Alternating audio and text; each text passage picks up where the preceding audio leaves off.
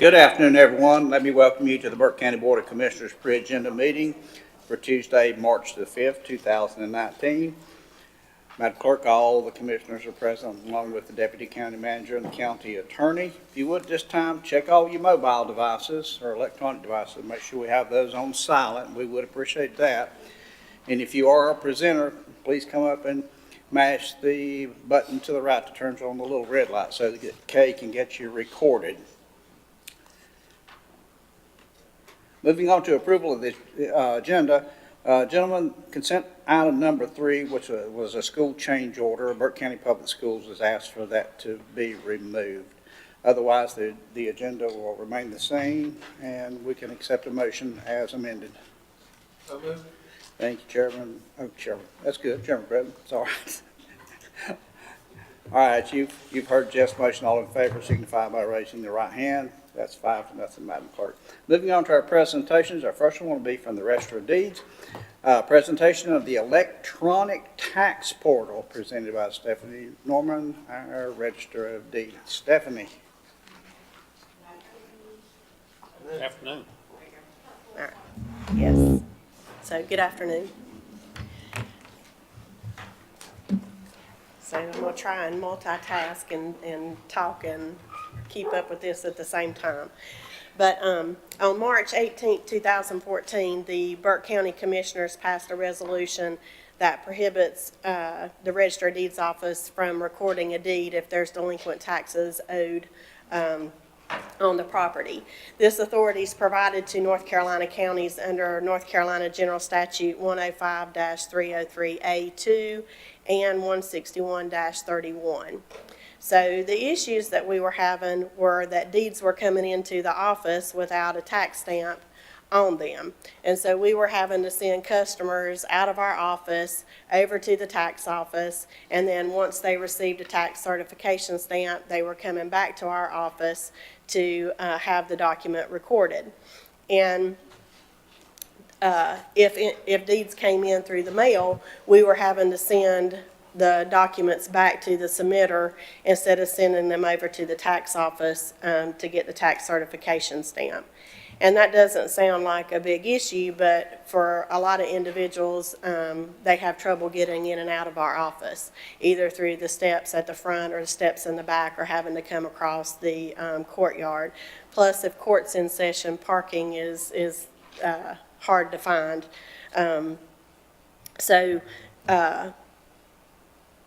We wanted to take a look at what we could do to help improve that.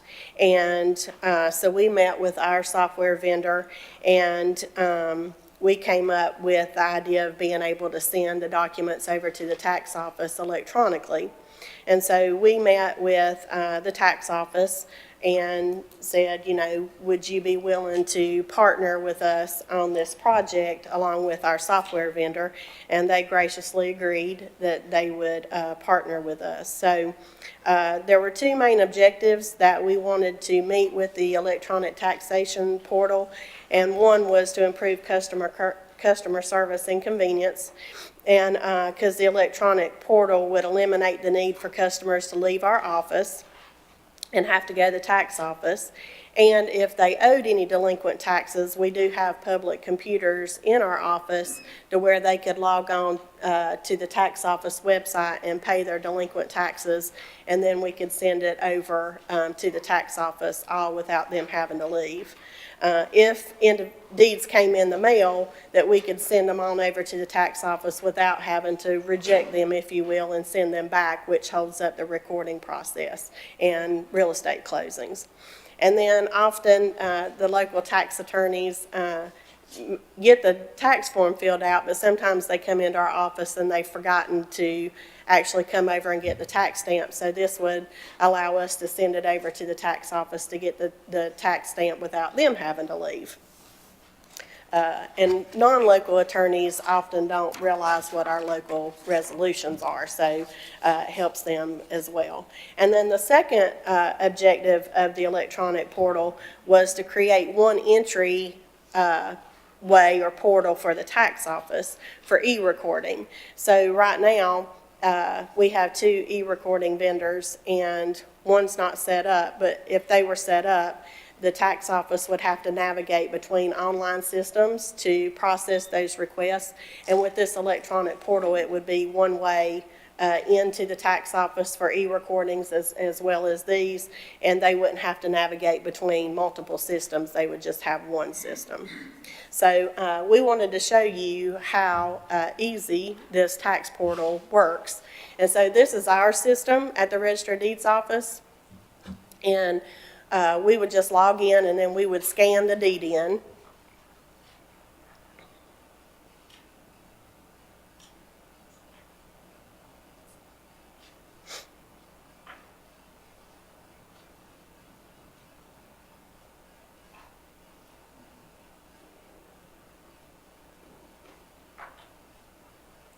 Maybe, there it goes.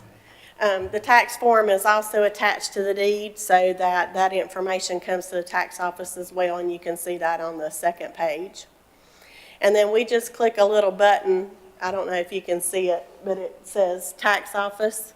And when she hits that, it sends it over to the tax office.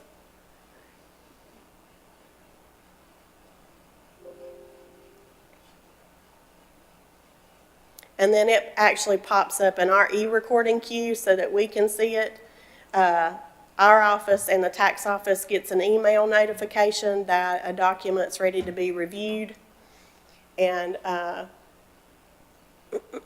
it takes it just a few seconds, but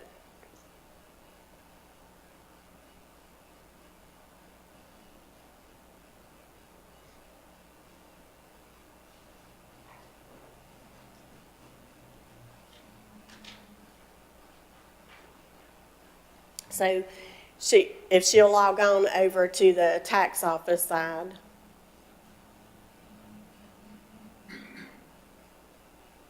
This is where it pops up in their queue.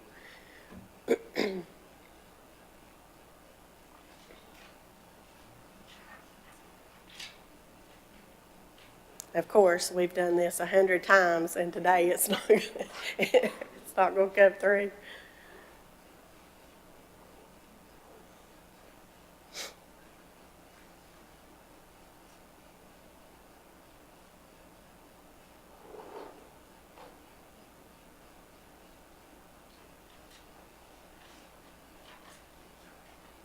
Tyra, see if it's come up in our queue on our side.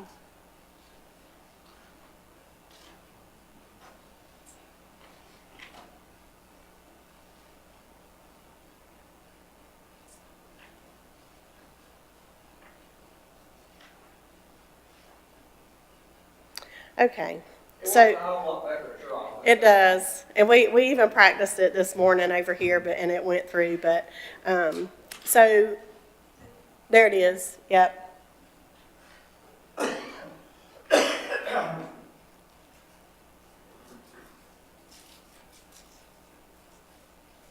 That's the PowerPoint. If you Yeah, I just did pop up on the PowerPoint's up, but yeah. okay. So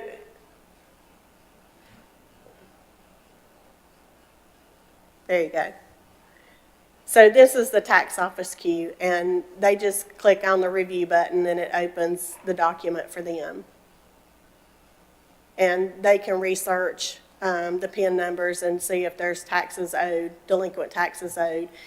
And for this purpose, we're going to just start, we would click action, and if there were delinquent taxes owed, we would just click reject document, and it gives us the tax office an opportunity to say why it's being rejected and what taxes are owed.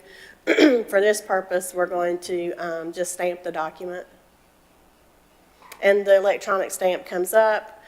We put the PIN number in, or the tax office staff put the PIN number in, and click the check.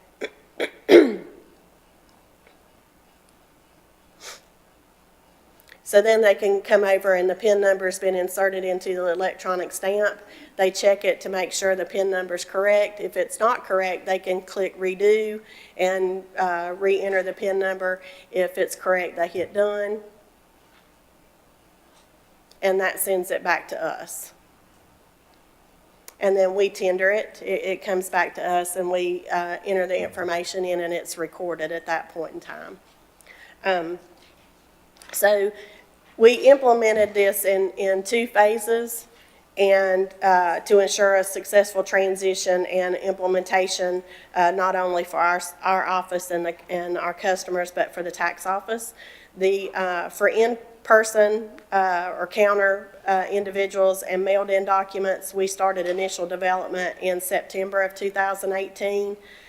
We met with the tax office to develop the workflow between the 2 offices and to provide feedback to our vendor for the development of the portal. And then a test environment was created mid-October of 2018, and we actually went live with this November 1st of 2018. The second part's for the e-recording, and again, initial discussions started with our e-recording vendors in October. They've had to submit work orders for their system to be updated so that the documents can be rerouted. That started in mid-November. Test environments have been created and are available for testing. We're in February, and we're actually hoping to train and go live with this in the next few weeks. And we've had successful results. We've submitted 58 deeds through the electronic tax portal to the tax office from walk-in customers between November 1st and February 27th.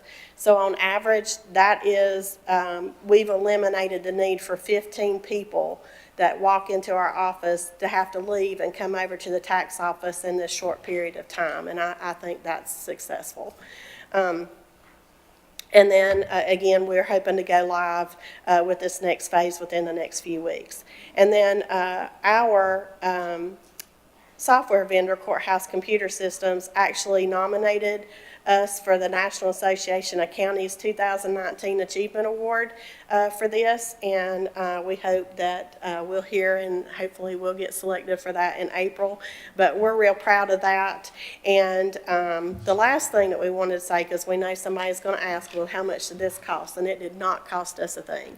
It does not cost our office or the tax office or the county anything. Our vendor saw our vision with this, felt that it was a need, and developed this portal at no cost to either office or the county. And this system will be used as a model for other counties that have implemented this resolution in their county, but also have a register of deeds office and tax office in different locations. And that's all. All right, great presentation, Stephanie. Any questions or comments to Steph? Mr. Chairman, congratulations on the award. I did have one. Stephanie, is there any cost, and to which fund will it be charged? And there's no cost at all. No cost. Yep. It's just a benefit from the people you do your internet and your computers Yes, stuff through. yes. That's all I had, Mr. Chairman. All right, any other questions or comments for Stephanie? Hearing none, without objection, this will remain on our agenda. Thank you, Stephanie. Thank you so much. Okay. Moving on to our next item is our scheduled public hearings. The first one is Community Development Zoning Map Amendment ZMA 2019-01 in the public hearing, presented by Scott Carpenter, Deputy County Manager and Planning Director. Scott? Thank you, Mr. Chairman. Ladies, gentlemen, good afternoon. Good afternoon. So I have just one item for a public hearing today, and this is a zoning map amendment. So staff has received a rezoning application from Michael.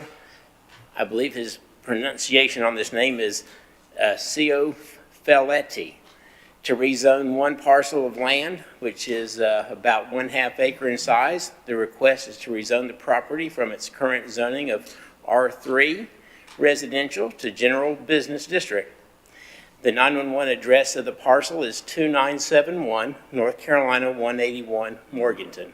The parcel has approximately 200 feet of road frontage on North Carolina 181, which is also a principal arterial road. The parcel has 3 structures on it. One structure is a single-family home, and one is listed as rural retail. That is a tax office definition for little buildings that might have some sort of retail establishment in it or part-time retail. The third structure is not on the property tax card. However, it does appear to be a small storage building. The parcel is served by public water only from the city of Morganton, and wastewater disposal would be handled by a private on-site septic system. Approval of the septic system for other commercial uses, of course, would have to be examined on a case-by-case basis. The property is located within the Lake Roadhis Water Supply watershed and is within the Oak Hill Fire District. As far as the surrounding area goes, the land uses in the surrounding area are predominantly residential homes and vacant land. There is one business that is located across the private drive to the east. The next closest commercially zoned properties are located about a mile away to the north and about a mile away to the south. For the existing zoning and land uses around this property, to the north is zoned R2 and R3, and it has residences as well as some vacant land. To the south is zoned residential 3, and it also has vacant land and residences. To the east is zoned general business as well as some R2. There is a commercial business and a residence there. And to the west, it's zoned R3 and R1. So there's residences and vacant land as well. Approximately 1.7 miles from the nearest, wait a minute here, I got a page out of order, sorry.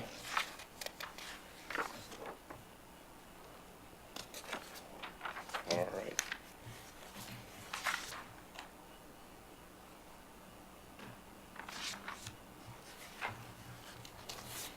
As far as the conformity with the Burke County zoning ordinance, it is zoned R3. The proposed general business district designation is intended to classify lands that, because of their location, access, and availability of services, are suitable for commercial development.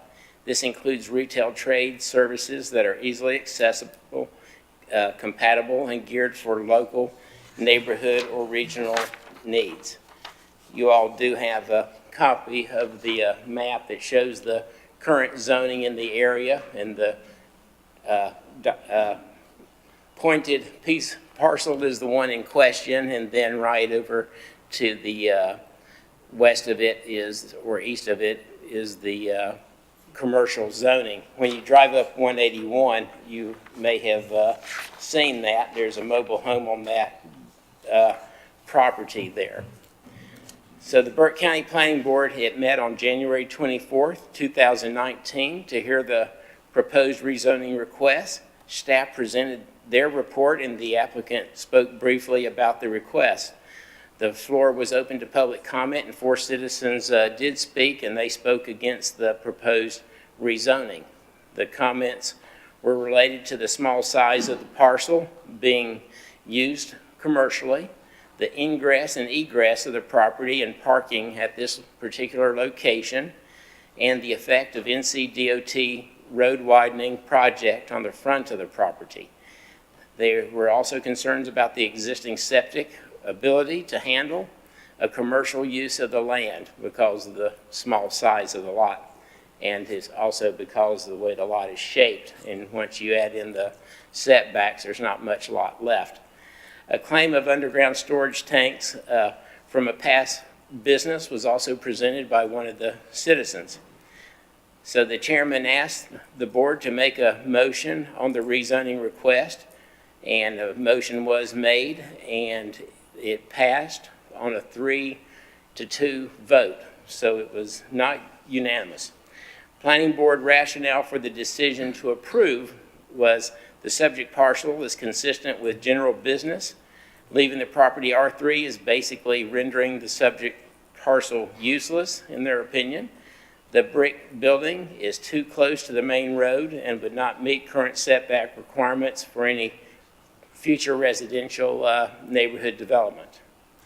As far as the staff, also Peter Minter did some investigating after the meeting and has found that the small size of the parcel would indeed limit types of commercial uses that can take place.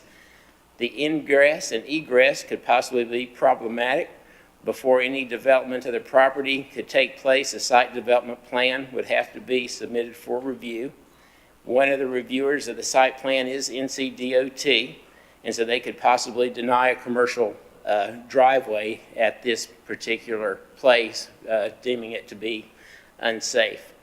A zoning permit would not be issued until all federal, state, and local requirements are met. The senior planner did check with NCDOT, and there are no road widening project proposals in the new future for widening North Carolina 181. Staff also put in a call to the North Carolina Department of Environmental Quality concerning the claim of underground storage tanks, but as of now, we have not heard back from them, and more than likely they would not have any record of these tanks because the building probably predates the state's monitoring and schedules for where all these underground, this would be a gas type of tank that would have been there. So I'm happy to answer any questions that you may have in All right, regards to gentlemen, this property. questions for Scott? Mr. Chairman, I understand the dilemma, and I've got a big question about it myself. If you have 3 buildings already on that property, you have a septic tank and a septic tank line, which you cannot park over, and then you've got, I'm assuming, a gasoline fuel tank underneath somewhere, and we don't know if that's contaminated the soil or not, so. But I guess the question comes is that it would be a huge safety problem, looking at your pictures and your diagrams, to have enough parking that any type of business would sustain for a long period of time. I mean, it's just, I don't know what if you put a little convenience store in there, you're still not gonna, at prime times, not have room for customers or want to be customers to park. So it really gives me some concern on reclassifying that portion of land. A lot of people had the same concerns. Staff had the same concerns as well. At most, the property is probably good for an office type of environment and not one that's conducive to heavy traffic.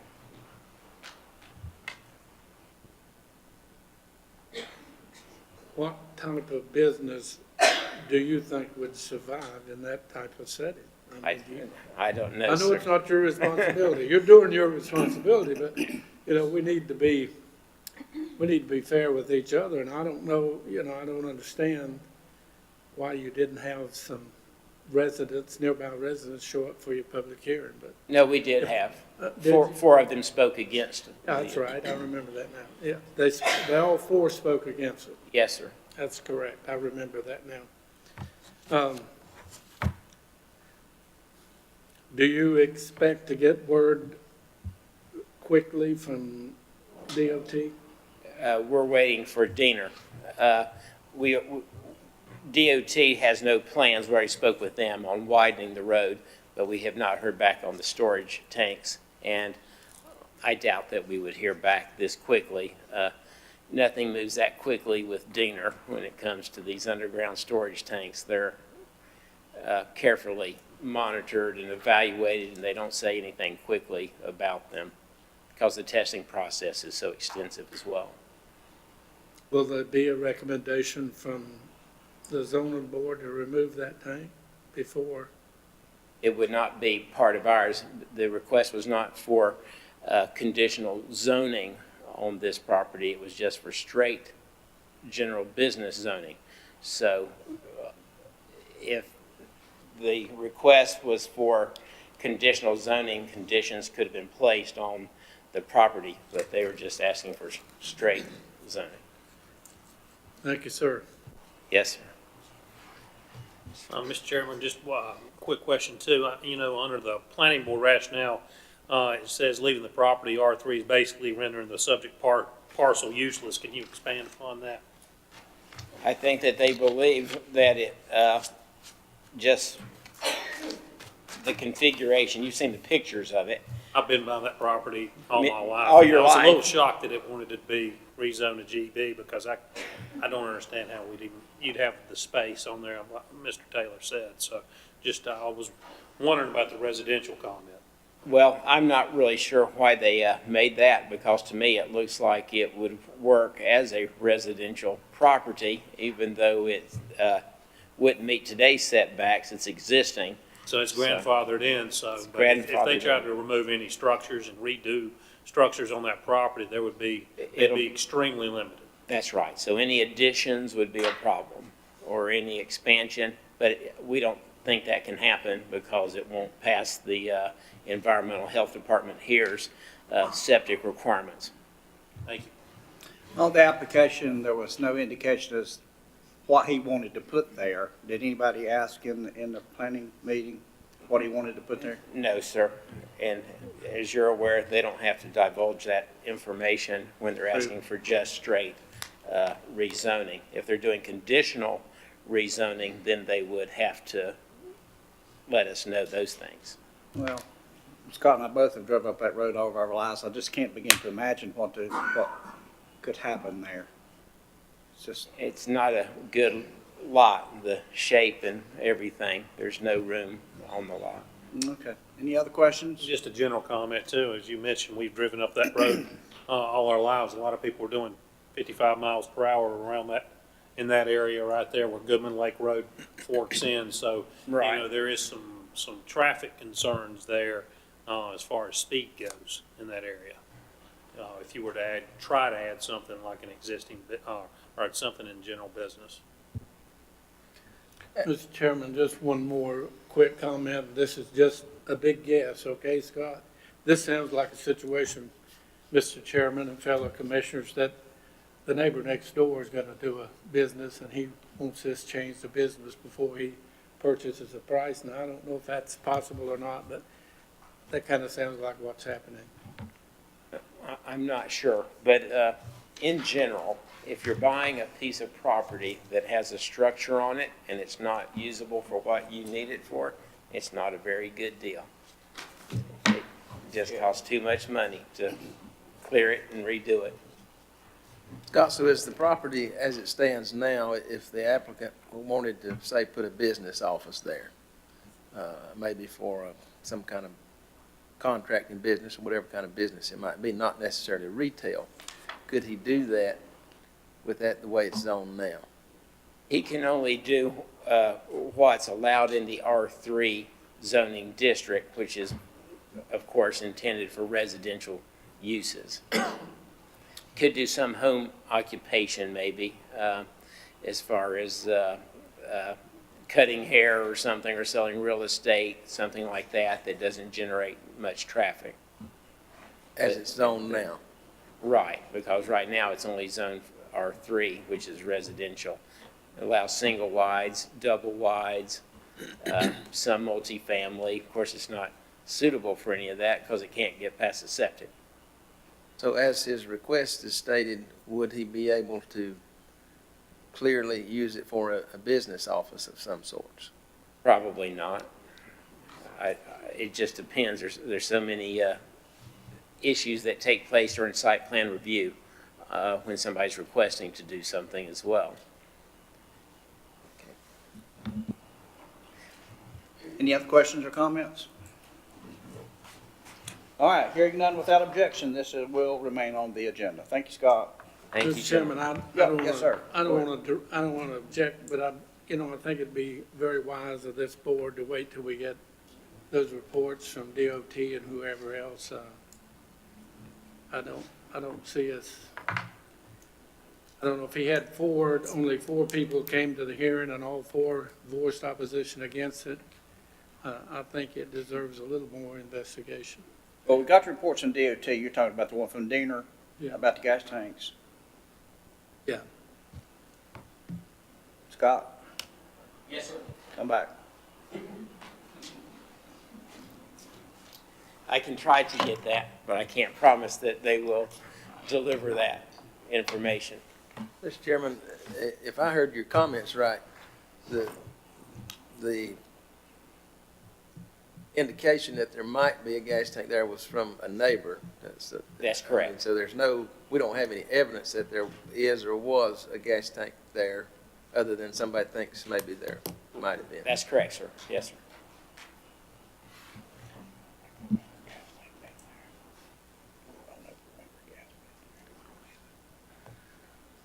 Scott and I was here discussing, we go way back, and I don't ever remember selling gas there. I remember other things happening there when I was a deputy sheriff many years ago. Things happening, but it wasn't gas. Well, my concern is it fair to the applicant to Yeah. keep waiting on something that may never happen? I mean, if Diener, they probably have no record of a tank there, I would agree with that. I don't think there's going to be any records ever of any gas tanks being there. If it comes back, of course, we'll share that. Would you please make another call? Let's go ahead and leave it on, but make another call and let us know immediately what Diener tells you, see if they even have any records. Could you do that for me? Yes, sir, of All right, course. good. Commissioner Taylor, that'd be okay if we can just make telephone calls and see if they have any records in that general area and get it right away to us? Well, the information, yes, would be helpful. I think the big question is still, if we can't determine what business is gonna be there, and we can't determine the traffic flow, and we can't determine the amount of customers and the safety factor about that business that close to 181 or right on that 181, I believe we need to get those figures, that information before we, change the zoning on that piece of property. We can check to see if there is a record of it, and that's all we can do. They're not going to do a site analysis or anything like that without the property owner, and it is very expensive if they pay for Mr. Chairman, storage another tank. question I was gonna ask and I forgot. Scott, if you take away the road right-of-ways, Yes, sir. do you still have that .46 acres of land? No, sir. No. No, sir. So what do we have? You don't have much except for what's existing. That would be about the only thing they could do, and they would have to hope that they don't change the use so much that environmental health has to come in and say, based on that use, it's going to use more water or more septic than what you have. So it's just not a good site, to be honest with you, for general business But the development. road on 181 is 60-foot right-of-way. What about the other one that V's off? That's 60 as well. Both are 60. Yes, sir. So he possibly doesn't have a third of an acre usable land. Probably not. And then you got to remember, we have setback requirements as well, off of the property lines. Well, unless it's 30 going to feet be, in as front. you or somebody mentioned, about a office for real estate office or something like that, then I don't see it happening. But anyhow, he paid $695 to get it. 625, I was 25. That's all, Mr. Chairman. All right, I think we've heard enough information that, when we vote, I think that'll take care of maybe some things. We've got a lot of information in front of us. The tanks don't bother me. A lot of the other information I heard resonates with me. So I think without objection, we'll just leave that on there, and we'll let it lie where it lies when it comes to a vote, okay? Yes, sir. All right, thank you, sir. Thank you. All right, moving on to the consent agenda items. Item number 1 is proclamation declaring Youth and Government Day. Gentlemen, every year we come to Youth and Government. The month of April is designated as the National County Government Month throughout the United States, and for the past 20 years, as part of the Burke County's participation in this annual event, students from the area high schools have been invited to spend a day with county staff touring county government facilities. Burke Middle College, Halliburton Academy, and the Burke County Homeschool Educator Group are also invited to participate. Extension Director Spring Williams-Byrd has agreed to facilitate this event again this year, and the board is asked to select a date for Youth and Government Day. I have 3 dates in front of me. If you'll look at your calendars quickly. The dates that are available for us are April 11, April 16, and April 18. So if you can look at your calendars and let's see if we can come up with a date. The 16th is our regular board meeting day. So we've got April 11, April 16, and April 18. April 18, I believe, is, no, take that, strike that back. It's March the 18th.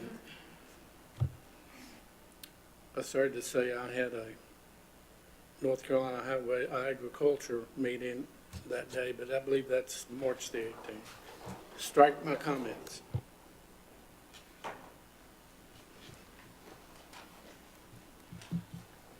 Okay, I got April 11th at 2 o'clock meeting with the Department of Revenue. Is that correct? On our calendar? But we'll be through by then, right? After we finish the lunch. Why don't we, Mr. Chairman, why Yes, don't we take those dates, review our calendars, and vote on it on 2 weeks from today? 18th's looking good for me, if anybody, is 18th, you say you don't have anything on the 18th? Yeah, I do not. 18th works better for me. 18 here, 18 Wayne. So Jeff, we all decide the 18th. I hope you can join us. Mr. Chairman, I didn't see that on your calendar, but I'm sure the more notice we get now, the more we can get our plans made. All right, I think April 18th. Let's shoot for that one and see if she can do that one for right now, okay? All right. Moving on to our next item is a resolution appointing the new review officers presented by Madam Clerk. Thank you, Mr. Chairman, members of the board. This is a request, it's actually a placeholder request to update the review officers for the towns. They've had some changes at the COG, and when the COG changes, that means the review officers need to change for the town, and we're in the process of trying to get them all at one time, so I'll have a resolution completed for you soon. Questions for Kay on this item? All right, without objection, this will remain on the consent agenda item. Moving on to item number 4, Community Development Resolution to support 2020 Recreational Trails Program grant application for let's see, what else we got on here? Presented by Shane Prisby. Go, Shane. Thank you, Mr. Chairman and members of the board. It is grant season again, and I've been busy. The first one is the Overmountain Victory National Historic Trail Boardwalk. This is shared corridor with the Fauna Forest State Trail. This is on state park land right next to Canal Bridge, and what it is currently there is a bridge that ends into nothing, and then there's an embankment that comes up to NC 126 where we have the artwork along the bridge, along the barrier. Right now, folks either have to scramble up through the ivy to get up there and then jump the guardrail and cross, or the less preferable option is go up the driveway. There's also a road right-of-way that is down in essentially a hole. It is substantially lower than the road and presents a serious safety concern with anyone turning into that driveway not being able to see anyone come up there. So the project is to enlarge the bridge and then tie in some boardwalk, elevated boardwalk to gain the elevation up to the road grade where we can do some just regular earthen trail and tie in around the guardrail and then get folks from point A to point B. Questions for Shane? Mr. Chairman, just thank Duke Power. They're willing to give the 25 so we can have 100. We appreciate it. Tell them we appreciate it. Thank you. Absolutely. Other questions or concerns? Okay, hearing none without objection, this item will remain on the consent item agenda. Moving on to item number 5 from Community Development. It's also a resolution of support 2020 Recreational Trails Program for the Foothill State Park Northwest Gap. Thank you, Mr. Chairman. This grant is the final piece of the puzzle to get the trail connected from Harris Wisnett Road all the way through the state park to the Future Cove Bridge. We applied for this project last year and were passed up during the RTP 19 grant cycle. We've gone through and reworked this project, found a new bridge crossing location, changed some trail around, and are looking to apply for it a second time.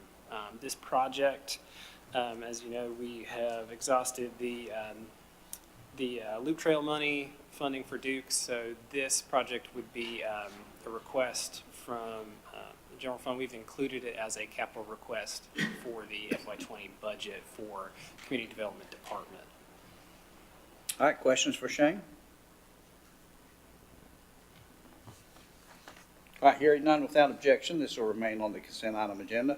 Moving on to item number 6 from Community Development, we will talk about the Cranberry Bog Convenience Site and land purchase at Jonas Ridge. Scott Carpenter. Mr. Chairman.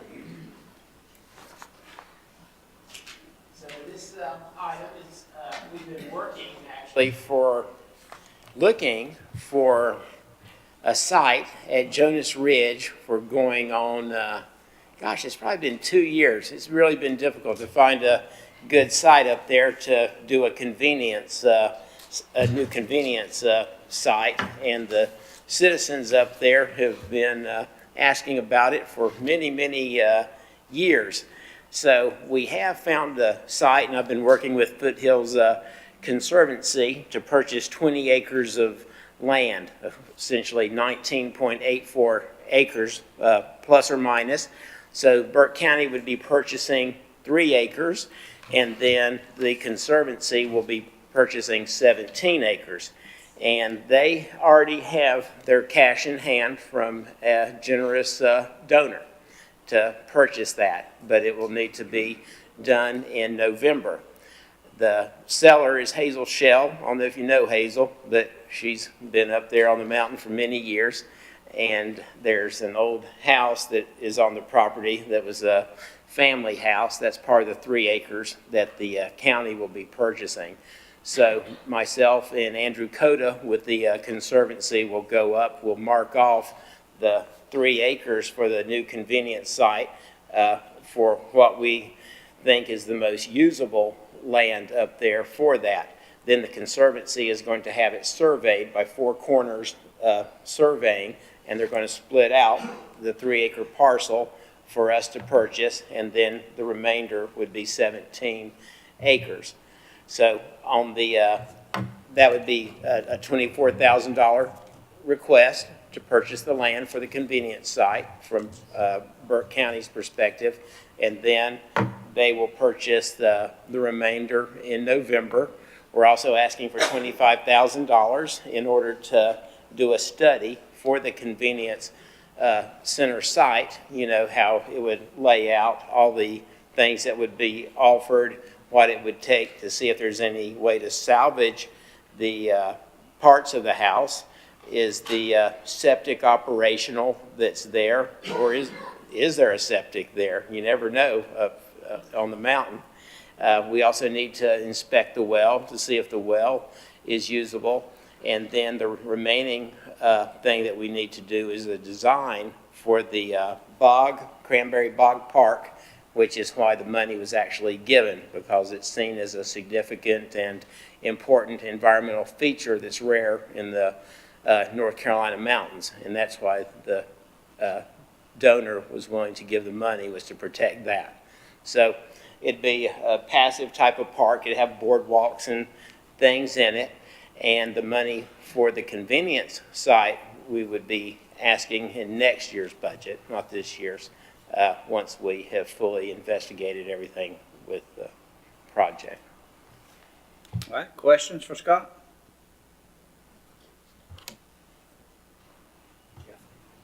Scott, the drawing in our package, you got the yellow bowl, is that the whole total of acreage? That is about 17 acres, and then it includes the purple to the front.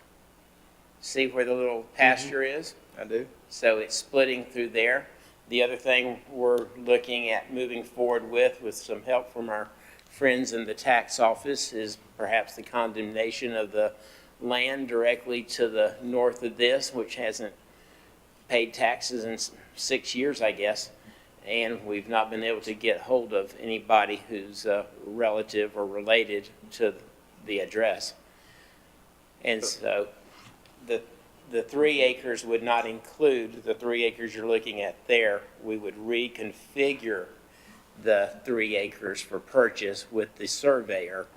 That is the part that's in trees there would be part of the protected property because it's draining into the bog.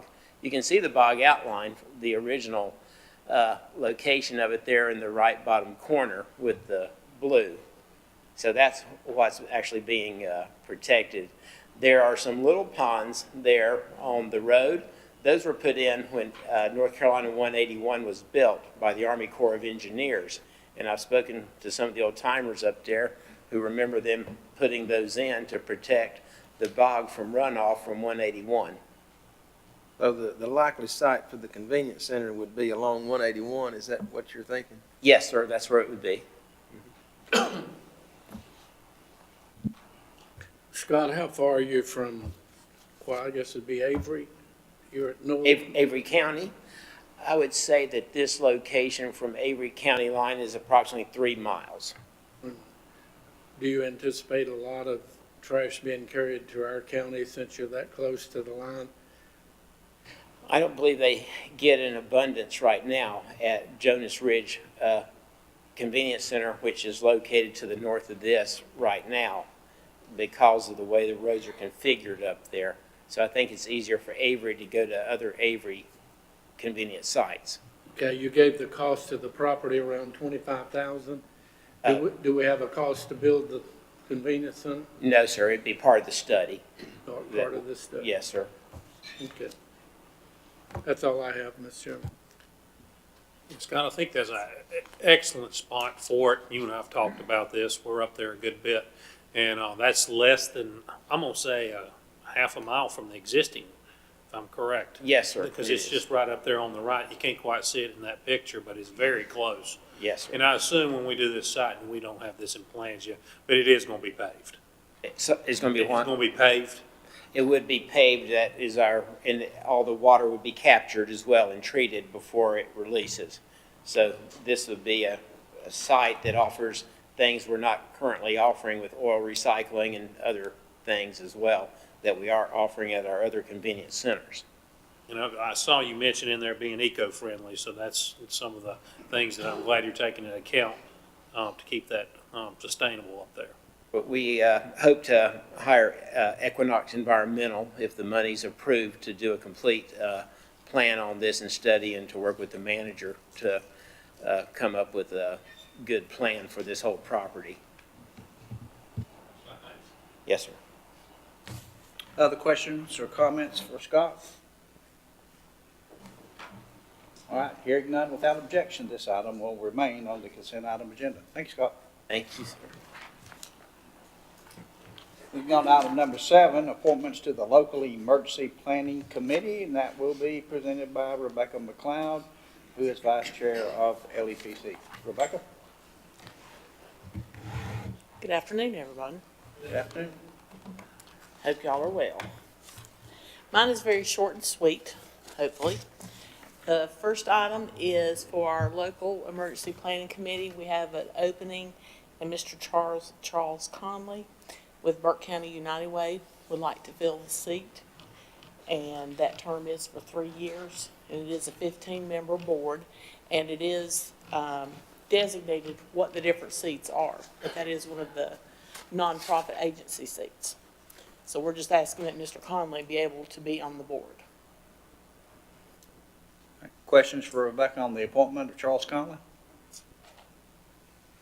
Hearing none, without objection, this item will remain on the consent item agenda. Moving into the adoption of the revised bylaws for LEPC. Rebecca? You have a copy of the bylaws in your packet, and they have been updated and reformatted, so they look really nice. The group did meet, and the changes that were made were to Article number 3, Section 1A, we added the word elected for official. Yeah, there you go. We also had elected official on there twice, so we deleted it.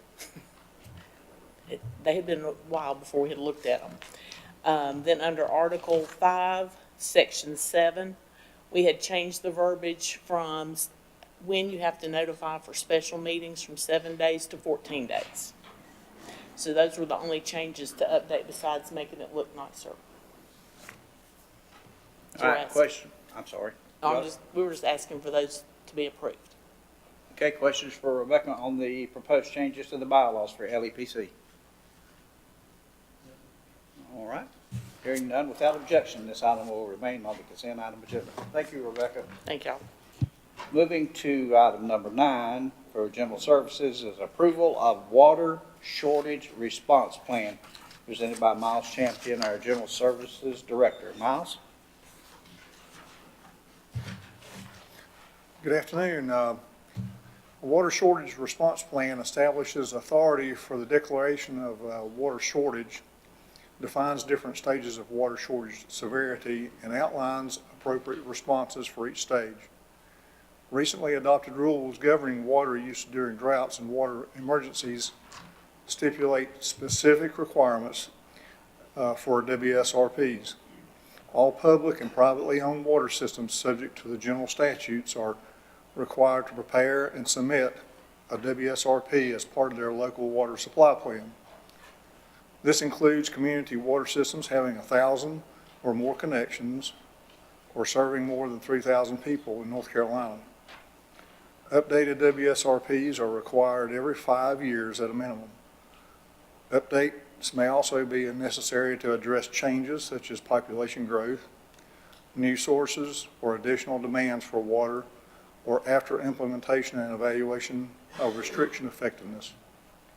Staff prepared the plan and it was approved by the Division of Water Resources on January 31st, 2019. The public notice requirement for the plan was met by posting a notice on the county's website, posting notices at the Community Development Office, as well as the Water and Sewer Office in Hildebrand. Further, a notice was enclosed with the customer's water bills.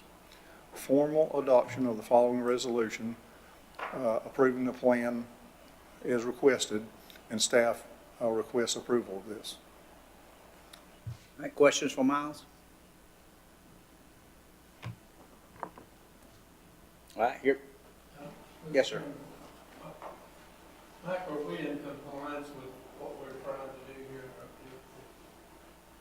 Is it proper training, et cetera, are we on board to activate or to, in case of a water shortage? Yes, yeah, we have state guidelines that we go by. We're prepared to stay in contact with our local water suppliers as the state requires. So we just coordinate with the other public utilities and listen for the state to issue water shortage notices. So we follow their plan. So this is intended to be funny. I kind of set you up. What do we do when we have too much water and we can tell those people who are praying for water they can quit for rain? So we will not have a shortage tomorrow. No. All right, thank you. Other questions or comments? Hearing none, without objection, this item will remain on the consent item agenda. Thank you, Miles. Thank you. Moving on to items number 10 and 11, Danny Eisenhower, our tax administrator. First presentation will be the tax collection report for February 2019. Danny? Afternoon, gentlemen. Thank you.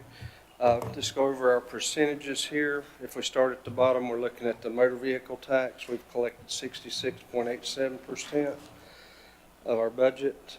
Property tax, we've collected 98.42%. So whenever you combine those together, if you look at the top row, we're at 95.27% of our budget. Delinquent taxes, 63.65%, and late list penalties at 69.06%. Questions on the tax report? Mr. Chairman, I had two quick questions. Danny, on your delinquent and your late penalty, you're in the low 60%. Is that behind last year? Do you see us achieving that mark by the end of the year? When I June? looked at that before it came down, and the delinquent taxes, I think we're on the road to recovery. I'm going to say getting more of those. I think we'll be probably in the 90% range for this year. We were, I can't remember the number, I want to say about 85% last year. Late list penalties, I think that'll probably pick up and we'll make the 100 there. So It's going to be very close. have we projected too much, or next year we need to tweak that a little bit? I think some of the things that we have done in the last couple months will probably make our delinquent taxes at that same rate be correct for next year. Okay. That's all I had, Mr. Any other questions or comments? All right, hearing none without objection, this will remain on the consent item agenda. Moving into your refund report. Okay, the refund report shows the amount of $1,771.81. There were no rebills, so the $1,771.81 is our net release. We had refunds in the amount of $388.42, and then we had zero refunds for the VTS that's over $100. Questions? All right, hearing none without objection, this will remain on the consent item agenda. Thank you, Danny. Thank you.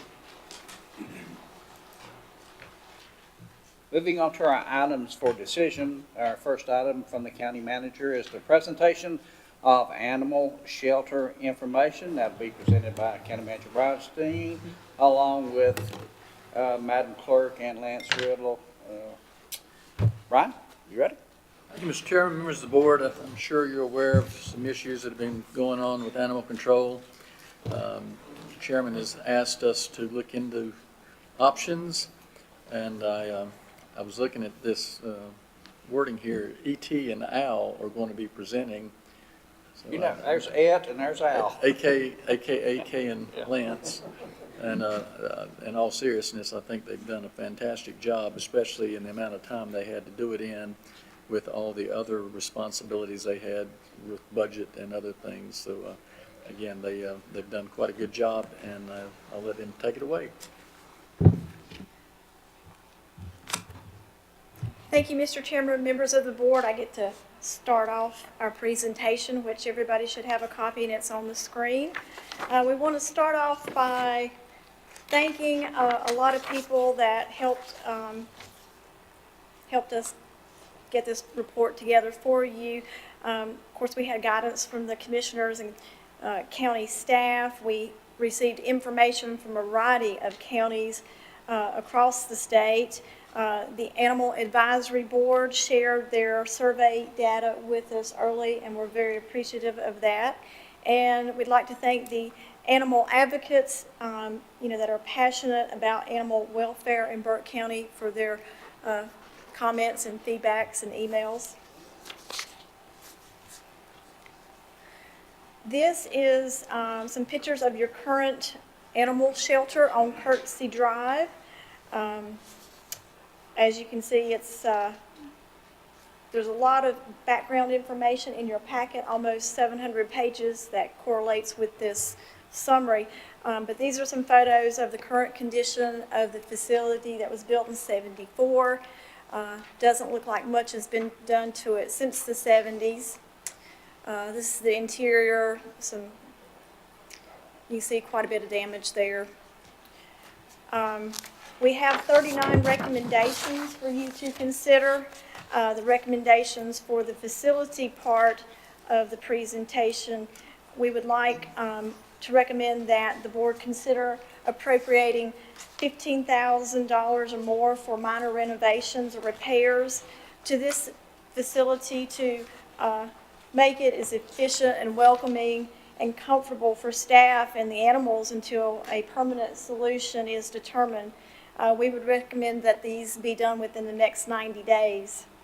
We also recommend that the office furniture in the animal shelter be replaced within the next 90 days, as it's in about the same condition as the shelter itself. Next, we recommend that the computers and software at the facility be updated within the next 30 days to handle the demands and needs of using modern social media practices. Moving on, we also recommend that an RFQ be issued to find a firm with extensive animal shelter building expertise and animal welfare experience to conduct a facility needs assessment to learn exactly what the true needs for a shelter is now and would be in the future. Once the RFQ process is complete, a firm would be selected and hopefully funding appropriated anywhere from $5,000 to $25,000 or whatever amount you determine is appropriate at the April board meeting. Further, we recommend that the county explore a variety of funding options for a new animal center, and those, can range anywhere from grants, loans, fundraising, pet licensing fees, municipal participation, pay-as-you-go bonds. So that's really, there's a lot of ways it could be financed. We'd also recommend that staff work with the finance department to research methods and procedures that we would need to implement to allow citizen groups and nonprofits to contribute money to construction of a new animal services center to ensure that the process is smooth as possible with the IRS. I understand there's been some changes lately, and we just want to make sure everybody was able to take full advantage of any taxable deductions. Would you all like for us to entertain questions on each section or at the end? Okay, all right, well, I'm going to turn it over now to my my cohort and partner in crime, Mr. Lance Riddle, to do the next section. Thank you, Mr. Chairman, members of the board. The next section is the organizational structure. These recommendations seek to provide you with ideas for next steps, kind of based off the facility. Then after you sort that, you move into organizational structure. The first recommendation is that an animal services department should be placed under the direct authority of the county manager. This would ensure flexibility and being able to do a whole lot of stuff you may not be able to do right now. It is also recommended that the Burke County Sheriff's Office continue animal control and enforcement operations, but with the day-to-day operations of a center conducted by county staff. And then we also recommend initially you have 3 full-time employees for this center, 1 director, 1 animal coordinator, and then 1 animal technician or something kind of comparable to that. We also recommend the creation and encouragement of a robust volunteer program. We think that should be implemented as soon as possible because volunteers across the state of North Carolina work in animal shelters and animal centers and provide a whole host of services, both that benefit the public and the animals. And these folks, they can be advocates in our community and really champion the cause of animals in a way they may not be able to now. And then moving forward, the current Burke County Animal Shelter, they use an inmate, and the suggestion and recommendation that we have now is that in the future to not use inmate labor at the shelter because the presence of an inmate is inconsistent with our vision to make the shelter a welcoming, vibrant place for individuals and families to interact with center staff and their prospective pets without anxiety or trepidation. The next section is... Thank you, Lance. The next section is operations. And we are recommending that the Burke County Animal Service Center be open Tuesday through Saturday, 10 a.m. to 7 p.m. Adoptions for the public and rescue agencies would take place from noon until 6 p.m. daily. And in keeping with our motto, all about advancing and good public relation practices and public feedback, we're recommending that the sale of animal carcasses stop. We're also recommending that the Animal Services staff develop standard operating procedures to ensure consistency of service, equitable treatment of animals in the public, and to have a guide for everyday procedures within the first 30 days or less. Thank you, Kay. The next section is education and marketing, and basically this is ways that a new animal services department and a center can be engaged with the community and community partners to provide services and kind of tell our story, if you will. So one of the first things that an animal services department can do, and they are encouraged to do so, is to utilize and be engaged with social media platforms such as Facebook, Instagram, Twitter, what have you. Really what this will do is ensure that animals are visible and have an increased chance of being adopted, reduce euthanasia, and reduce the number of animals that are housed on a daily basis in the shelter. Next, it's recommended that staff should frequently post pictures of animals that are up for adoption on social media. This will engage the community, or you can also engage the community by having an Animal of the Week event that highlights a certain animal at the center with a short write-up and a picture. And this is just another way to further be engaged with the community and to encourage folks to adopt animals. And then additionally, social media should be used to inform the community about any public and shelter events. Social media should also be used to inform the public about early closing and changes in hours. Basically anything that we can do to get the word out and inform people about what we're doing.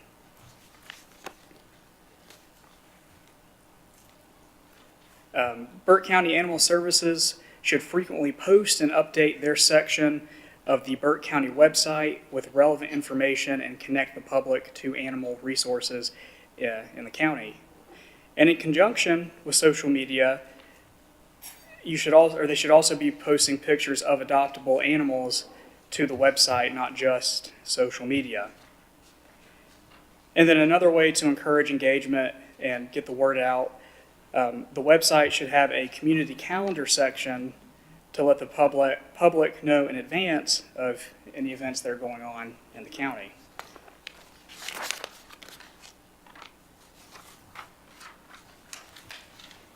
It is further recommended that staff work with groups such as Reason, vets, and foster groups to inform the public about any spay and neuter events and services, further utilizing social and traditional media.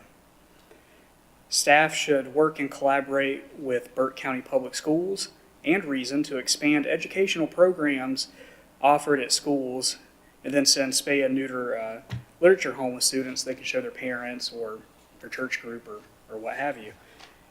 And it's also recommended that presentations be made to local civic groups and rescue organizations to inform the public about the importance of spaying and neutering their animals and the resources and services that are available.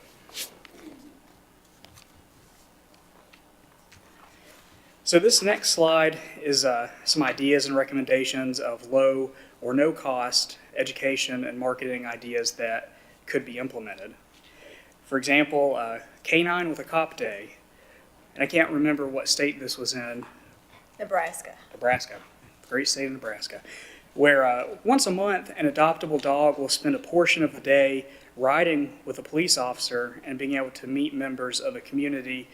And essentially that's just a way to highlight an adoptable animal and to kind of get them out in the community, not just at a shelter. Another recommendation, low or no cost, is to feature adoptable pets at Burke County Board of Commissioners meetings. You could have a photo, or you could bring the actual animal to be presented and promote and encourage adoptions in the county. And with buy-ins, this recommendation can also be extended to the municipalities in Burke County, so we don't have to do this alone. It can be other folks as well. And then Animal Services can also partner with county departments and other municipalities to advertise services on digital signs to increase awareness of animal services, adoptions, and spay and neuter services. Now, these marketing recommendations do have some cost behind them, but it's also worthy of consideration and recommendation. The Burke County Animal Shelter can further increase their visibility by utilizing billboard space on I-40. That is a way to, essentially, people driving in the highway, a big blow-up picture of some dogs and cats and all sorts of things to get the word out. Animal Services could also reach out to local news media for free or reduced advertising, public service announcements, and continuing that Pet of the Week recommendation. And then additionally, Burke County could partner with Reason, local vets, and foster groups to develop a free spay and neuter day. Because as we all know, spaying and neutering in the county is something that needs to be addressed. And doing something like this, and really all these recommendations are ways to get the word out, not only about adoption, but why folks should spay and neuter their pets as well. And then finally, Burke County could look into hiring a marketing firm to rebrand the image of the animal service or animal shelter, the Animal Services Department, and the Animal Services Center. And in addition, you promote spay and neuter education and services to the county at large. Thank you, Lance. The next section is adoptions. We're recommending that the Animal Services staff research home fostering opportunities. This would allow those who are not affiliated with a rescue group to have the opportunity to foster an animal in their home. This will free up space at the center, help animals find a permanent home, and help socialize animals. I found a number of counties in North Carolina have a good fostering program. Also, we recommend that the Animal Services staff research and evaluate current adoption fees to ensure that the price is not hindering anyone from adopting an animal from the center. Based on some of the information we gathered, we were like the second highest of the responses that we seen. I believe it was $125 is what we're charging. That's correct. And Onslow County, I think, charges $140, and they were the only one that was higher than us. We further recommend that that staff research the prospect of approved rescue groups pulling animals that have been deemed aggressive by staff to be evaluated by an animal behavioral specialist. Further, as we've previously stated, we would like to see adoptions for the public and rescue agencies take place from 12 p.m. to 6 p.m. on their days daily, which was Tuesday through Saturday. Animal Services staff should also research and evaluate any changes that may be needed to the Burke County Animal Ordinance, whether it's about adoption process or just general changes to the ordinance to make it more equitable or clearer for citizens and staff. And of course, any change to the ordinance should occur with ample research, public input, and direction from the Board of Commissioners. We also believe that a trap, neuter, return program should be implemented to address the feral community cat issues. And lastly, on adoptions, we're recommending that as part of that animal ordinance review to assess whether or not that section on the cat colony registration be reviewed to gauge whether it's still viable. I think we have one participant that's registered their cat colony.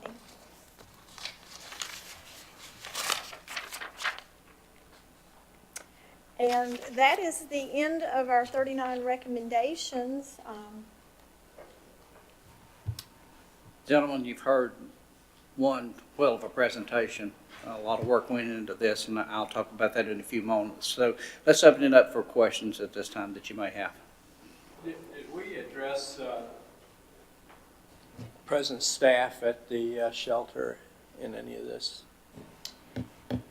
They provided a lot of data for us. Is that what you mean? Not exactly. I think the present staff, I don't want to say they're burnout, but I think they've just got sort of numb to what's going on at the shelter. And I think maybe a staff change would be good for, I think the public would welcome that. I think that the staff has done a good job, and I also think as we look at the Sheriff's Department and some of his needs, that staff could be very well put to work in deputies that they need of that rank or whatever in his lineup of officers. But the things I hear in the community is just, I think your staff is burnt out. I mean, they've grown numb to this, I mean, for so many years. I think we probably need to make a staffing change. We addressed that in there, and that is our recommendation, is to let these deputies go back to the sheriff. And we're recommending that we hire 3 staff, and that those 3 staff come under the jurisdiction of the county manager. They'd be titled an animal director. What was the second one? Animal director and Animal shelter animal coordinator. technician and a what? Animal shelter coordinator. Animal shelter coordinator. I think that probably needs to be one of the first things that we do in the new, looking at the shelter as a new entity or whatever. Okay. That is one of the main recommendations, matter of fact. Good observation. Other questions? Mr. Chairman, I have several. Would like to do a couple comments first, if I may. When we visited Friends for Family, he shared the budget that he has, and he's a volunteer organization, and that budget was $22,000 a month. And I want to go back also and say that the people who wrote us all those letters, and as Norman Vincent Peale would say, some of them weren't too nice. But evidently, we as a board failed in completing our task on those animal control rules. If I recall correctly, and Mr. Manager, if I'm incorrect, correct me, but when we did those things, and we passed them after months of good hard work, and they look good to me, but one of the things we did promise, and I don't think we followed up on, was to have some joint meetings occasionally and tweak those rules and policies, and we failed to do that. So, you know, for those people who care for those animals and has brought it to our attention, we kind of, in my mind, deserve it a little bit. I also read with some interest that in the contract that the city of Morganton was to pay us $9,700 per year. And did we ever have in a contract or amend that as prices went up and the cost went, is it still $9,700 or is it any? I would assume it's what it was originally, based on the usage of the facility. So there needs to be changes. We can look at that, but, you know,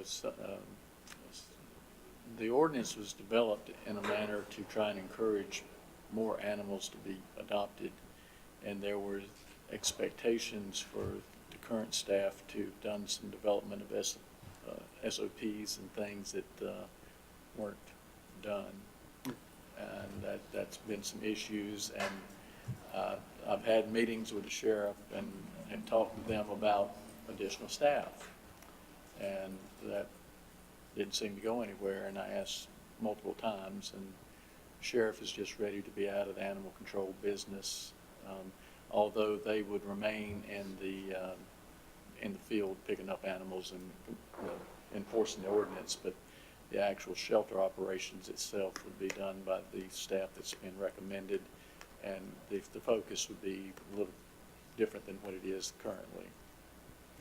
Well, the other thing on that contract too that I had a question about was that the city agreed in that contract up to $100,000 for improvements, but it's not to exceed more than $25,000 per year. And I saw the figures that y'all presented to build the animal shelter, and I kind of wanted to scream, and I'm wondering if we're sending the right message. You know, I can't come to Wayne's Restaurant and work 6 hours because he doesn't make enough money to pay his bills.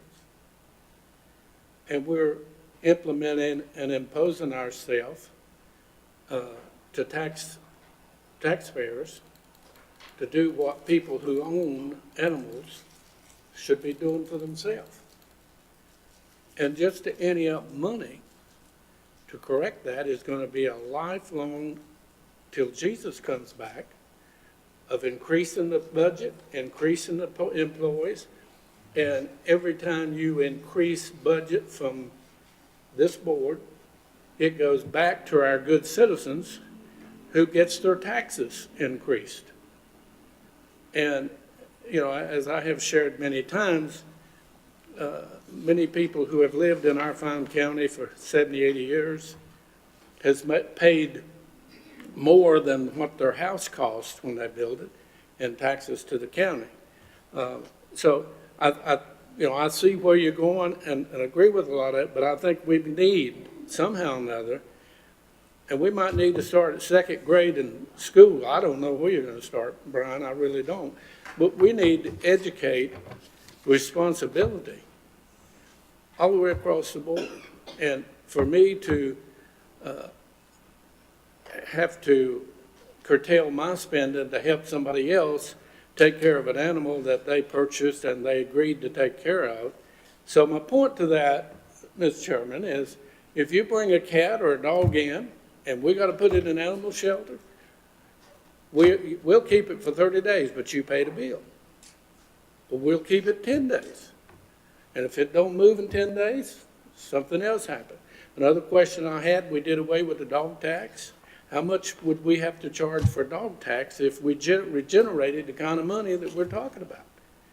Because we're forcing every citizen in Burke County, if they've never owned a pet, to pay part of their income to maintain an animal hospital. And folks, that's headed the wrong way. I'm sorry. It's just, in many aspects, it's just not animal control either. So, can we find out on those two questions about, okay. Let's see, page 84, and I don't even know what that is. Let me get to it.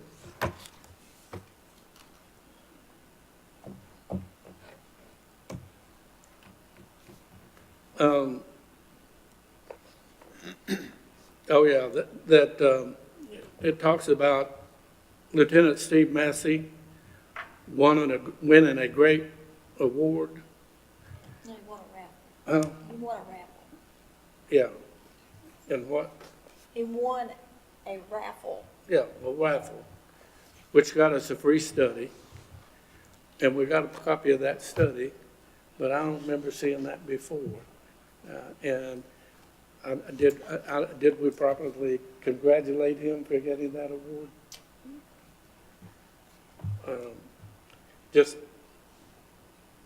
I wasn't here then, Mayor. Okay, huh? I wasn't here then. Oh, well, you're supposed to go back and research this and remember all this. You know, the scores are higher for Burke County, and according to the research that you got, running 5 in one category and I believe 8 in the other, of euthanasia of cats and dogs.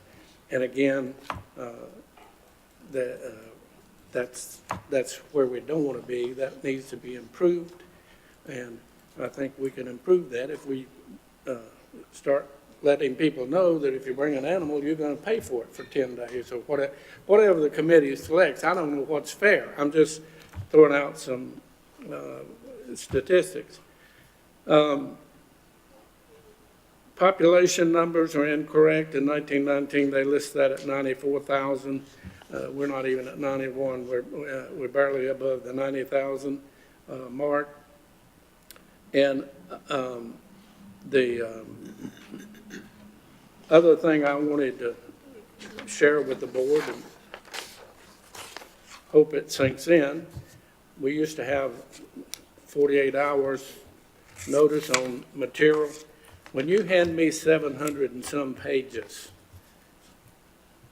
on a late Friday or a Monday to be prepared in one day for this meeting, that is unfair and unrealistic. And if it has 50 pages or more with it, Mr. Chairman, and it's not delivered to us by Thursday or Friday, what is that saying? Bad planning on your part does not create an emergency on mine. And I know most of you are like me. I reviewed a lot of this, but I didn't get through it. I didn't do it complete. So we need to also, I know this is aside from the animal question, but it's created by the animal question. This much information, you need more time to be a good steward of Burke County's resources. And right now, I think that's all my questions. Thank you, Commissioner Toad. Jeff? Back to the organizational structure, one of the recommendations was we continue with the sheriff's office with the animal control operations. Could that not be handled in similar fashion as we do with code enforcement, have a code enforcement officer or that type of individual that would be under the county management rather than still have two different organizations involved in this operation? I think what I was told from years ago is when these non-sworn animal control officers knew that they were going into a less than pleasant environment, they would have to have the deputy go with them. So the decision, I think, was under Sheriff Ralph that they just have deputies doing it since they were going out there with them anyways to answer these complaints or investigate and take animals. So if you go outside of that and they're not deputized, if they see they're going into a hostile environment, they're probably going to have to call for a deputy to go with them. Do we have any data that would indicate how often that's necessary? I mean, if 95% of the time a non-sworn person could do this, would that not be under better management long-term? Yeah, I don't have figures to know how often they do run into problems, and since it's been this way so long, I don't know if folks have gotten kind of used to it. Like if they know that the county's going to come after them for delinquent taxes, after a little while, they don't as many challenge it when they think they can get away with it than more of them do. So I don't know. I did ask Kate to look at that, and I think the information we got back from most of the counties, they were still relying on law enforcement to do the animal pickups. Now, doesn't mean that it has to be that way, but Kate, correct me if I'm wrong, I think our respondents, most of them, the sheriff still is in charge of animal control, picking up animals, correct?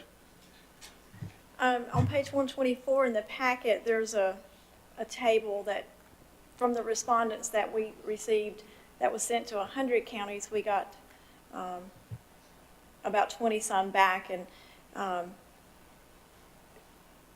as to who does what, as far as organizational structure, there's a lot of it where it's under the manager for the shelter, but someone else, still has the animal control, or they have it all.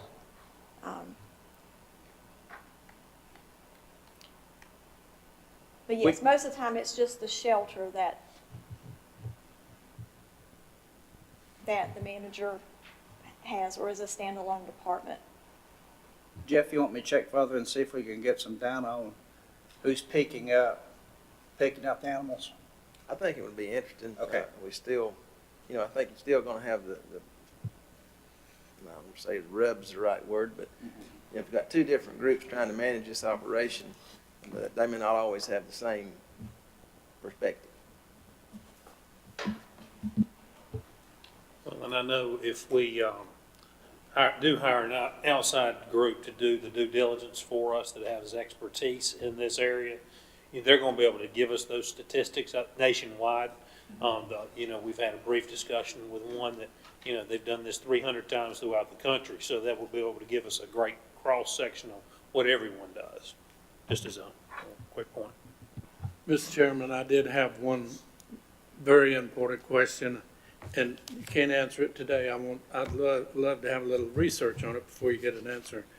And what impact, both short-term and long-term, will this have on the volunteer organizations who do a good job with animal control at their own expense and their own love and appreciation for animals? They're spending, two of them together are spending as much as the county is on animal control. It doesn't cost the taxpayer nothing. So I would like to know the impact of long-term, short-term. Thank you. I think the one thing we have to remember, this is just a preliminary report. The actual first thing that we're asking for under the recommendations is just to clean up the current facility that we got and wash it, clean it, get a professional group in there to get the smell and everything out of it, put some furniture in it, and put some computer equipment that works. The second step would be RFQ to find somebody to give us a needs assessment, which will take us way down the road as to where we want to go from there, which will still give us plenty of time to read what we have in our, it's a very lengthy report, obviously. We need to continue to read that. So the immediacy in front of us, or the immediate factor in front of us right now, is the request for the $15,000 to clean that place up down there and get it presentable, and then start working for the final plans that we need to go to. Other comments or questions for Kay or Lance or Brian?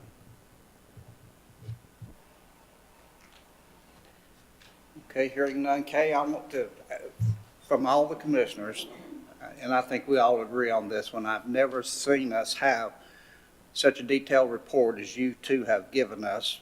It is, I'm amazed, and I know Kay and I were trading emails sometimes at 10 o'clock at night about where we wanted to move and where we wanted to go. I can't thank you two enough for doing what you've done to get us to the point to where we're at right now, so we can start thinking about what we're doing in the future. All I can give you is a pat on the back and say, for both of you, say thank you very much. There's more work that needs to be done, but I hope the citizens of Burke County understand we have recognized what is an important issue to this county, and as I said before, we want to do this one time, and we want to do it the right way. Any other comments for commissioners? Mr. Manager, anything else? No, sir. All right. If there's no other questions, and without objection, this will remain on an item for decision. All right, moving on, item number 2 is Human Resources, Burke County Sworn Law Enforcement Pay Plan Adjustment presented by Rhonda Lee, our HR Director. Rhonda?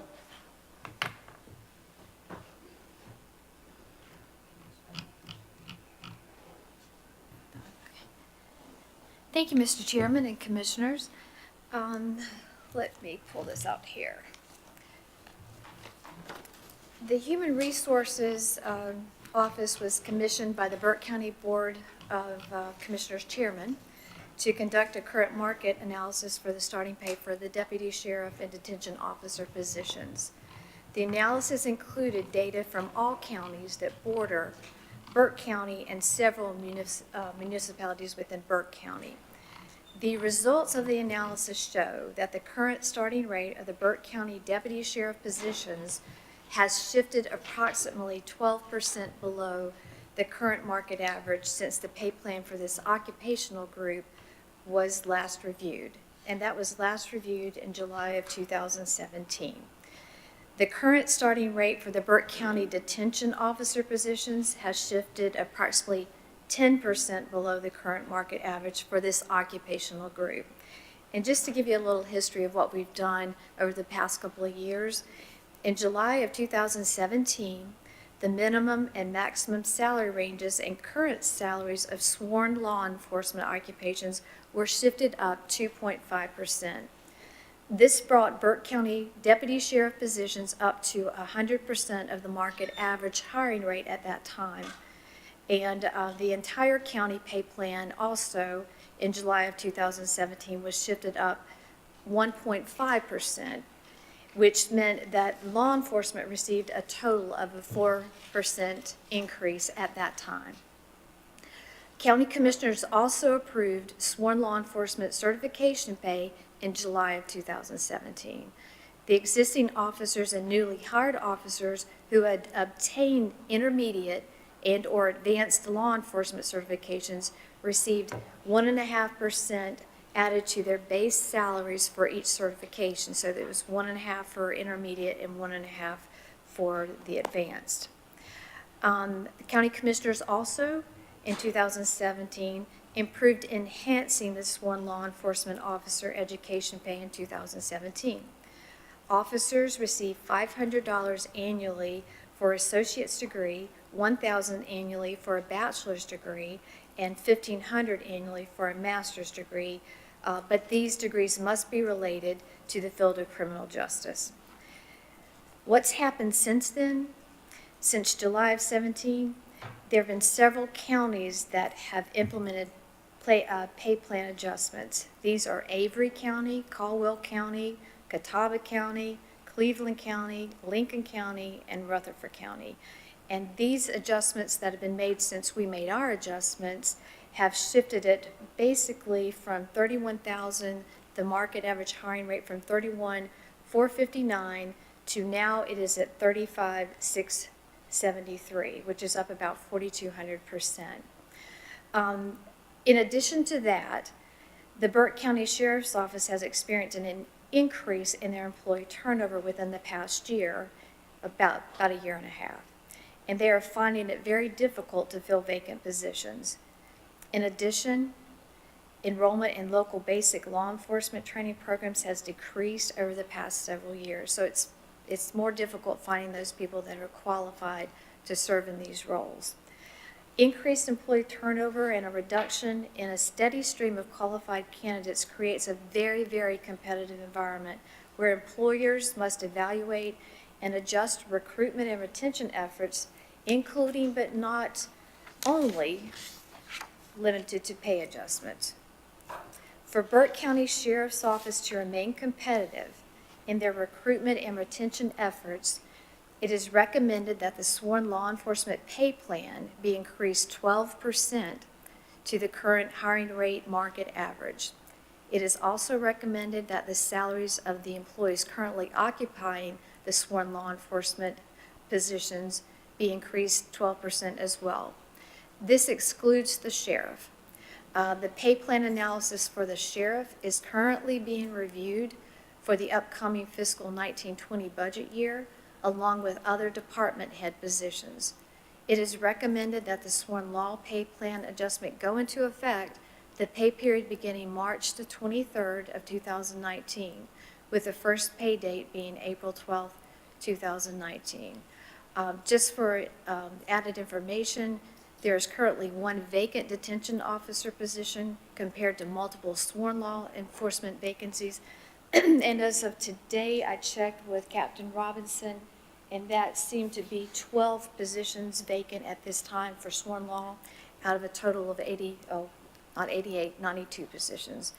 So for this reason, it is recommended that pay adjustments for detention officer positions be addressed in the fiscal 1920 budget process. And the approximate budgetary effect for this would be $150,500 for the remainder of this year, and an approximate $558 $920 annually. And I'll be glad to take any questions. All right, gentlemen, you heard Rhonda's presentation. Questions? Rhonda, would you repeat, you've had pay increases 4 years in a row? 15, 16, 17, 18? When you say So- pay increases, are you meaning like for the sworn law? For the deputy sheriffs.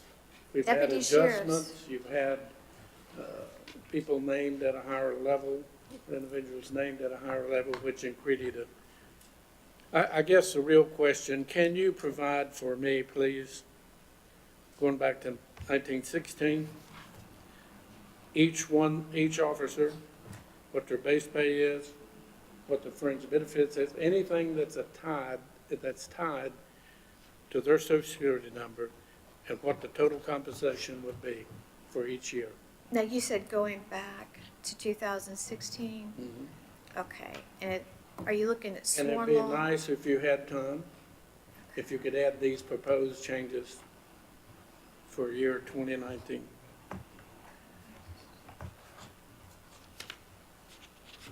I've been trying to get some information. I did not know this was coming up today. Have not got a response. But I'm just going to spell out for you that what I was told 4 or 5 months ago by another county commissioner, that Mecklenburg County has increased their employees for public safety 4 times. They have increased the budget 4 times. Did you watch the news this week, last week? Their crime rate is the highest it's setting all kind of records. And the fact that every time somebody has a problem, you're going to raise salaries. And again, these come from your neighbors, your citizens of Burke County. I just don't see that what we have done the past 4 or 5 years has not, you tell me, in my opinion, it's not resolved the issue 1 iota. There's a lot of things going wrong in our country, and one of them is with the sheriff and the people who protect us, fire department. But the sheriff departments in a lot of counties, they're hard to get people to serve because when a crime's prevented, the sheriff gets accused of the crime instead of the person who created the crime, or the assault is turned around. And it's just, but again, we can't keep going back at $500,000, $1 million every year and upping the budget to make the job easier for somebody to get somebody hired. It's just, it's not smart. This animal control thing was not about money. We're going to spend $15,000.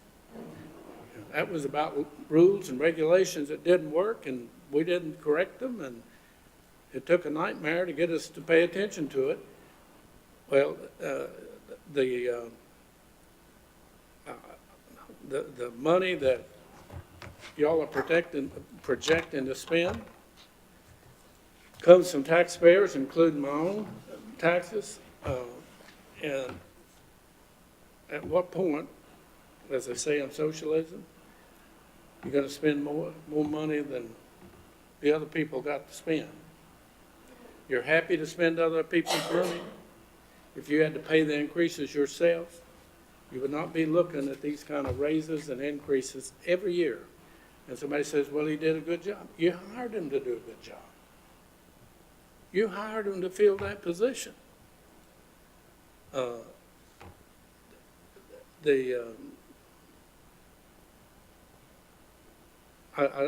think that Burke County is fortunate to have some good companies and some good employees and some good wages. But if we continue to take all those wages, and you're doing that, by the way, for many people who are retired on a fixed income, they're taking more than 3 or 4 times what their Social Security increase is every year. You do that 6, 8 years, folks, and you backed up seriously. You're behind 30%. Your cash bond flow is down 30%. But anyhow, I'll bring some more information to the meeting. I hope I get it. I have requested it. And if you'll bring that, we'll be able to look at not what Maynard says, but what the figures show, the true data. Thank you. Any other questions? Mr. Chairman? Yes, sir. Just my observation, we are in a very competitive environment with law enforcement. And we've seen this occur over the last 24 months or so. Lots of reasons behind it, but nonetheless, it's there. Rhonda's numbers don't lie. We're 12% behind. And Commissioner Taylor's going to love this suggestion. I would suggest that we consider, given where we are with the number of vacancies we have and the speed at which this number has continued to move over the last 6, 12, 18 months, that we consider perhaps 14%, so that we might be competitive for at least 2 or 3 months along the way before we are behind again. Thank you. Mr. Chairman, may I respond? Yes, sir. I just love that to death. I thought you would. You gave me an idea that, I want to give you a scenario. We're in a card game. You know what card game is? It goes to Brian, and he says, I call and I raise you. Goes to Scott. He says, I'll call and I'll raise you. Goes, you call, well, I'll raise you. This is what every county sheriff department is doing, and you use that crazy, unequitable word market price, as a reason to explain why you spend the money. Anyhow, time it gets to you, you double what he is. Time it gets to me, I'm probably 3 times what he is. And you start it all over again. And finally, the guy pinks in the poker pot after 8 hours of playing, has all the money, and all of you go home broke. You cannot continue. You won't absorb that message. Folks, we're out of control. And unless somebody steps up and says, I will do what I signed to do, I will do a good stewardship for Burke County, and I will abide by all the rules and the procedures, we ain't going nowhere except spending money. Well, Commissioner Taylor, I'll be glad to play Texas Hold'em with you because I'm pretty good. I said I'll be glad to play Texas Hold'em with you because I enjoy it and I'm pretty good. But, and I'm fine with, with what Jeff said. By the time we do 12%, I would be amenable to looking at maybe doing a little more because you're looking at, and I know you said market, but that's really what it is. I mean, you look at some of the other cities and towns, we're still not ahead of anybody at that point. We're just catching up. And the problem is, you're talking about it being a cyclical problem. Well, the cyclical problem is we can sit here and defer this to somebody else doing our jobs 2 years from now or 4 years from now or whenever it is. Then they got to do a 20% increase. So at some point, you've got to put a tourniquet on it, be responsible, and face the music. And that's what we're having to do. This is a problem that's been lingering for some time. If you talk to the sheriff and any other law enforcement, and some of you have more experience in that than I do, this has been a problem going on for 30 years in Burke County. And not just in this department. So, I think it's commendable the job you've been doing the last 3 years where we're taking a third of each employee personnel and bringing them up to market. But we're having to do that because the can was kicked down the road forever. And at some point, we have to be responsible. And now I think is the time to be responsible. Scott, I'm sorry, you didn't quite get the message. I used poker. If I was anybody who worked for Burke County, and you favored the Sheriff's Department 14% raise, guess what I'm gonna ask for? You can't do it. Just simple as that. We are not Charlotte. We don't have a third of the income that Catawba County comes, and you want to compare your stuff to that. And I'll repeat, I ran a radio station for 25 years. I lost a lot of good people. I did a lot of training for Charlotte, New York. I got people that I trained that's working on TV. When they offered them double the money, guess what I had to do? Thank you for your time. Have a going away party. Send me a Christmas card. We didn't have a budget to compete with that.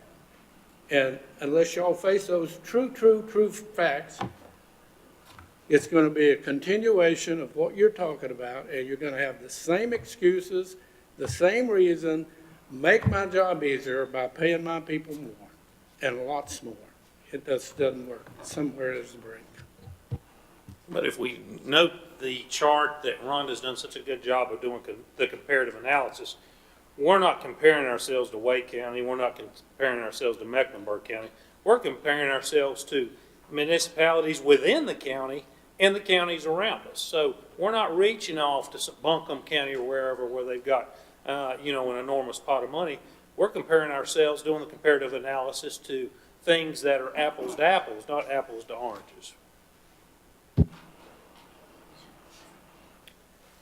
And at the end of the day, our citizens expect us to provide protection.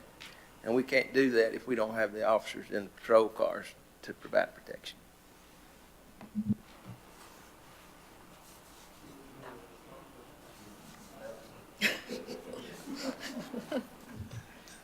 All right, gentlemen, thank you very much for all the great comments that you made and observations that you made. Do we have any other questions directly for Rhonda right now?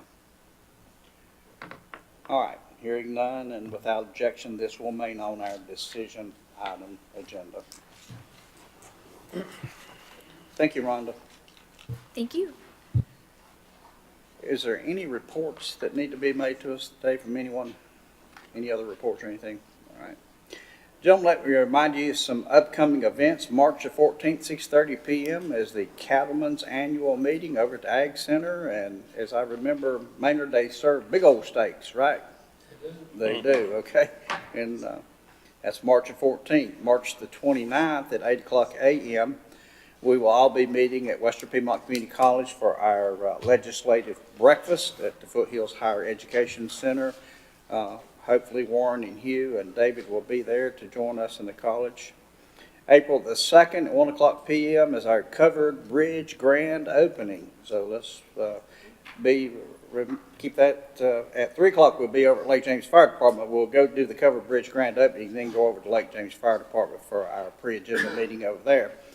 April the 2nd at 6 o'clock p.m. One of my favorite activities of the year is 4-H Achievement Night. We've all been lucky enough to go to that, and I really enjoy going over there for that at the Ag Center.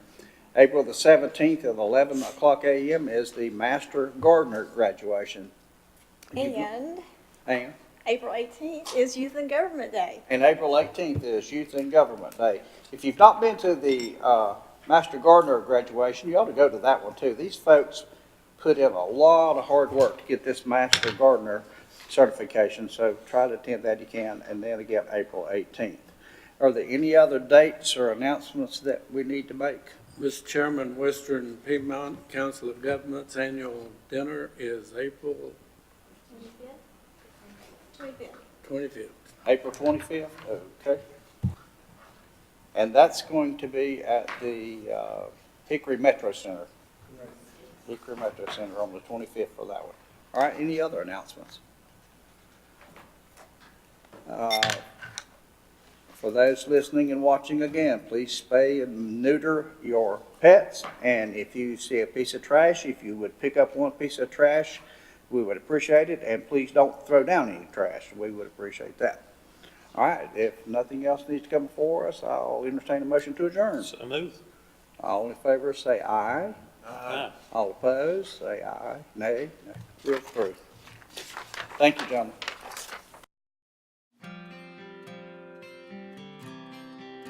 Hello, I'm Brian Steen, the Burke County Manager, and I'd like to introduce you to Zeke, Ty, and Chloe. They're my 3 pets, and I adopted them all from rescue agencies. I hope if you're thinking about getting a dog or a cat, you'll consider contacting our local rescue agencies and adopt one. If you have a cat or a dog, I hope you'll also consider having them spay or neutered to help us reduce the number of unwanted pets in Burke County. Whatever you can do to help us would be appreciated, and in a moment we'll show you some contact information for both the rescue agencies in Burke County and agencies that can help you with low-cost spay and neuter. Thank you again, I hope you have a great day.